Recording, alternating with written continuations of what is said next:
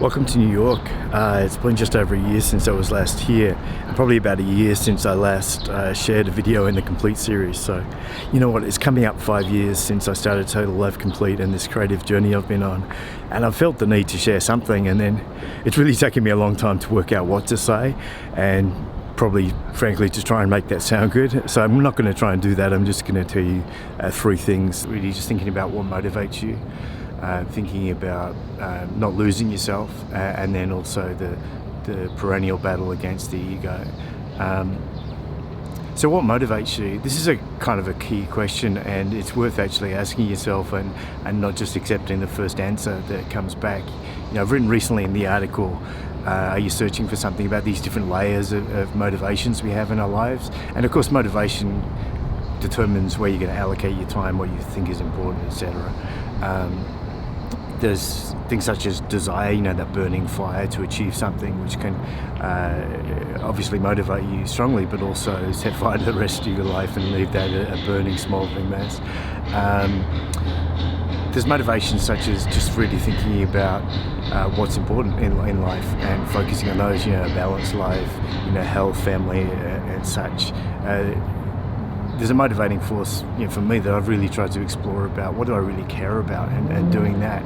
And I think that's really important because it's easy to get caught up in thinking, you know, what you really care about is what you're so dedicated to. You kind of get on the hamster wheel and you're working so hard and you go, look, this must be really important because I'm spending so much time on it. And then you take a step back and you go, well, look, it's actually not. So, okay, my advice, if you want some free unsolicited advice, really is always to work out what you really care about. You can do exercises like the 3 circles, etc., to get a better clue on that. But it can take quite a while to actually come up with a good answer to what you really care about, what subjects, topics, causes that you care about. So it takes actually a little bit of time to work out what you care about, and then it takes a long time to actually get started on doing something with that and refining and building on that over time. You know, I'm finding even 5 years down the track, I'm finally working more on music, but that's really taken a long time to actually get started on that and validating, you know, myself to actually do that and put it out there, and not just mucking around. And I think that's a big thing. You know, we can kind of dabble in stuff, and that's a lot different from turning pro, as Steve Pressfield says, and actually trying to produce an output. And by doing that, by putting yourself on the line, putting yourself out there, you actually get better. And can be a horrible feeling along the way, and we'll talk about that in ego, but you need to kind of burn out that ego before you can get better. The second thing is really about don't lose yourself. Now, this last year or so has been tough for people, and in fact there's always tough things happening to people all the time, and you know, we've got so many commitments, and we want to be good parents, we want to be good to those around us and to our friends and all that sort of stuff. And certainly I found that can be all consuming, that you can actually lose yourself in amongst all of that and then kind of get into a downward spiral of kind of coping mechanisms, and you're not really, you get wound into a tight ball. You know, actually you start losing track of who you are and what you're trying to do, and that can feel bad. You know, depression, anxiety, all of those sort of things. So really, don't lose yourself is a message about self-care, but also related to the first point about what motivates you is,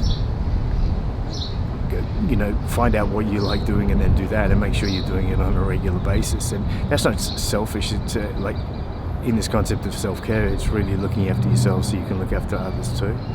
This trip to New York, my wonderful wife has let me get away from the kids for a couple of days after about 700 days with them consecutively.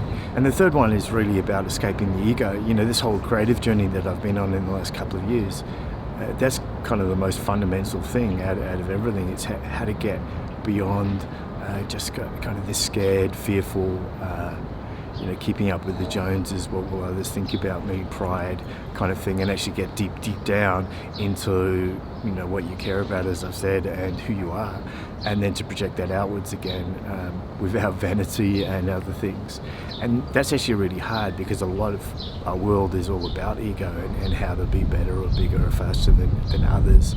Well, you know, we spend a lot of time focusing on that and dealing and reacting to what that kind of behaviour and motivation gives us, as opposed to living our own lives. And what I've really been trying to do is trying to shed that ego as much as possible, and get out of my corporate mode, take my corporate armor off, and actually work out who I am and what I want to talk about, even in my late 40s, what that is, and do it. And it actually feels very good, feels very vulnerable, difficult at times to do that and to share it publicly as I have, because I wish, like most people, that everything I did was successful and worked out straight away and it was brilliant and people loved it, but that's just not been the case. And if there's another reoccurring theme in this past kind of couple of years, it's just constant failure, and I mean that in a good way, I hope, which is you've got to do stuff and put yourself out there to actually achieve something and get better and to do things that you care about. And if you don't do that, if you're just in your bubble and you've got your job and your kind of your habits and all that sort of stuff, but deep down there's a hole in there. The only way to get at that hole is to become vulnerable and to work out what you're trying to do and why, and go on that journey. Anyway, there's my thoughts for now. It's a sunny day in New York, so I'm going to go off and enjoy that. Talk to you again soon.